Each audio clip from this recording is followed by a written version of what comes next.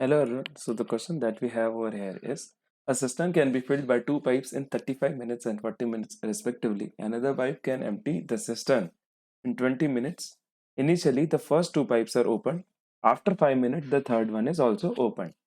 So in how much time from now the cistern is full? तो आइए देखते हैं किस प्रकार से आप क्वेश्चन सॉल्व करेंगे. सबसे पहले आप इनिशियल पाइप्स को कह लीजिए कि वो ए और बी हैं वो पाइप्स जो इसको फिल करने वाले हैं. तो I know that it can be filled in 35 and 40 minutes respectively. तो मान लीजिए ये चीज़ 35 मिनट्स में काम कर सकता है. बी पाइप जो है वो सेम काम को 40 मिनट्स में कर सकता है.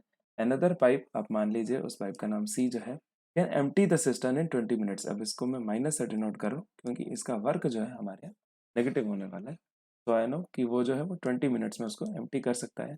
Initially the first two pipes are open. तो सबसे पहले आप टोटल वर्क मान लेंगे.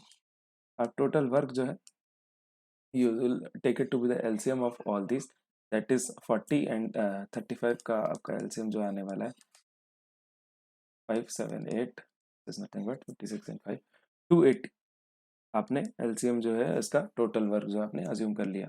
तो उसके बाद आप निकाल लेंगे. इसके बाद आप निकाल लेंगे efficiency of A B and C. All the three pipes की आप एफिशिएंसी निकाल लेंगे. तो efficiency is nothing but work done per unit of time. तो देखते हैं कि कितना per unit of time per minute A B और सी कितना काम कर लेते हैं.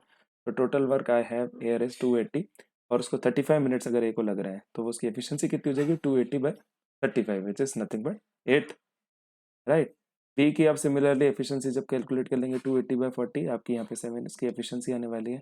एफिशिएंसी ऑफ सी की बात करें 280/20 विच इज 14 पर आप उसको माइनस ऑफ 14 लिखेंगे क्योंकि ये जो है वो नेगेटिव काम कर रहा है.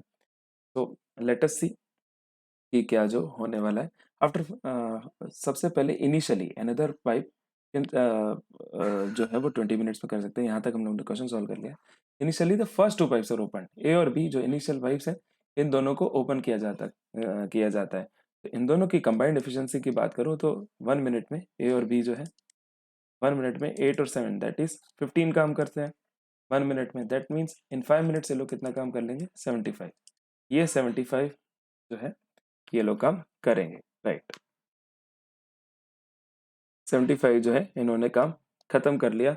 उसके बाद जो है हम लोग का थर्ड पाइप जो है चालू होने वाला है. तो हमसे पूछा गया है कि उसके बाद कितना टाइम सिस्टम को लगेगा फुल होने में. तो सबसे पहले मैं निकाल लूँ रिमेनिंग वर्क.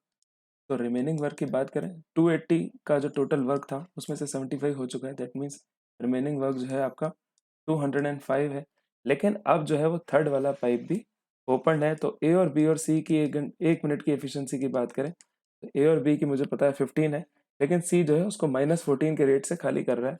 दैट मीन्स ए और बी की एफिशिएंसी जो निकल के आती है वो 1 निकल के आती है. तो ए बी और सी की एफिशिएंसी जो है I have test 1 that is ये लोग पर मिनट 1 काम करते हैं.